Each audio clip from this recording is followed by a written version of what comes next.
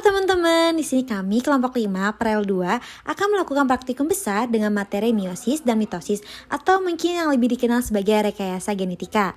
Nah teman-teman, sebelum melakukan praktikum besar, sebelumnya kita harus melakukan penyuntikan terlebih dahulu dengan ovaprim agar gonad dari ikan yang akan kita jadikan sebagai induk bisa matang lebih cepat. Gunanya apa sih untuk disuntikan sebagai ovaprim? Gunanya ini agar gonad dari ikan yang entah itu jantan ataupun betina akan mempercepat pematangan gonad pada kedua ikan tersebut.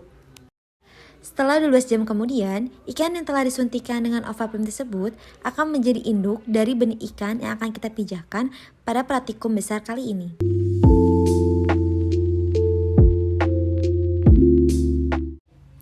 Oke teman-teman, sebelum melakukan stripping pada ikan yang telah kita suntikan dengan ovaprim sebelumnya, ikan haruslah diberi anestesi terlebih dahulu. Hal ini bertujuan agar bisa melemahkan otot-otot ikan. Setelah pemberian anestesi pada ikan yang diberi anestesi akan dilakukan stripping pada ikan jantan dan akan mencampurkan sperma tersebut dengan sel telur pada ikan betina. Sel sperma yang telah kita stripping yang berasal dari ikan jantan akan dicampurkan dengan larutan fisiologis, gunanya untuk melakukan pengenceran pada sel sperma tersebut yang nantinya akan kita teliti menggunakan mikroskop.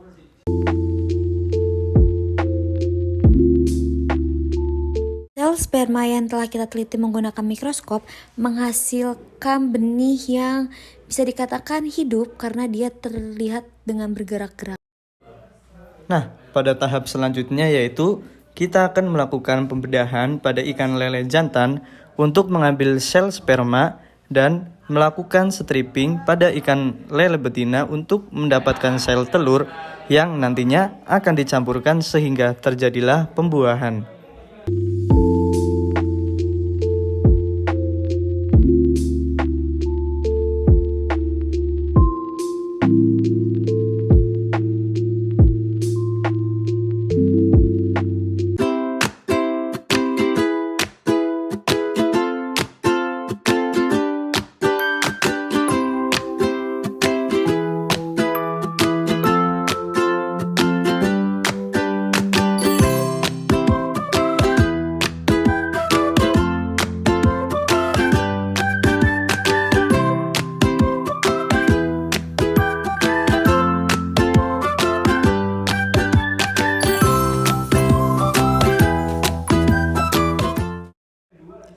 Setelah sel telur dan sel sperma dicampurkan, tambahkan larutan fisiologis ke dalam campuran tersebut.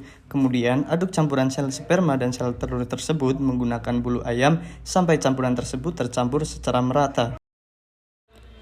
Campuran sperma dan sel telur tersebut akan dimasukkan ke dalam akuarium untuk dilakukan metode kejut suhu selama 3 menit.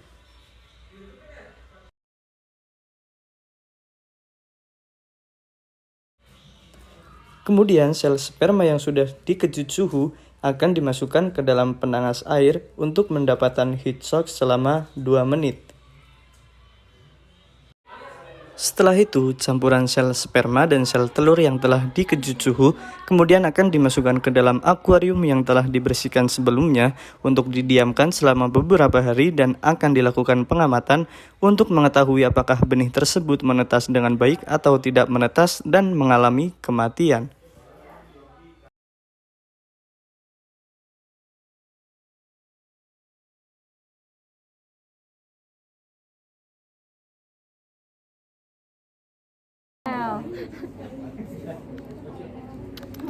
Penelitian penelitian si spermanya itu teman-teman. So Dilihat for your change ya, kita lihat mobilitasnya, dia tuh bergerak atau tidak. Kalau dia bergerak berarti spermanya ya baik, dalam kondisi yang baik. Dia tuh ada kriterianya, ada di angka 5, 4, 3,5, 0,2, 0,5 sampai 0. 0 itu berarti ya sperma mati, dan spermanya itu atau mungkin betinanya itu tuh nggak boleh lebih dari 60 menit karena kalau 60 menit mah is dead. Tuh gitu, sain ya. Tapi pasti gini ya.